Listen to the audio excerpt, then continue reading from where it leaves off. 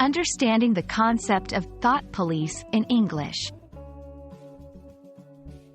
Hello, everyone. Today, we're going to explore a fascinating and thought-provoking concept in the English language: thought police.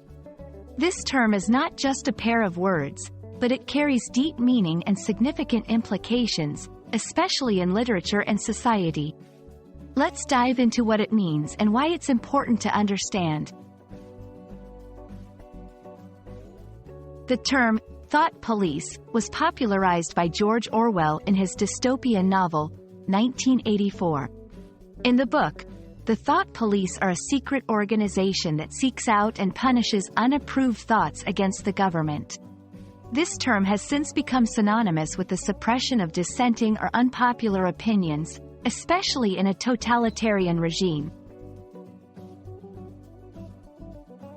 In contemporary usage, thought police refers to individuals or groups that seek to enforce conformity of thoughts and beliefs.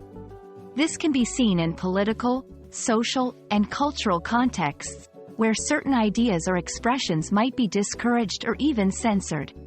The term is often used to criticize practices that are seen as oppressive or against freedom of speech. Numerous works of literature and media have explored the concept of thought police. Apart from Orwell's 1984, similar themes are evident in books like Fahrenheit 451 Inches by Ray Bradbury and films like The Lives of Others. These stories often warn against the dangers of surveillance and control over personal thoughts and expressions.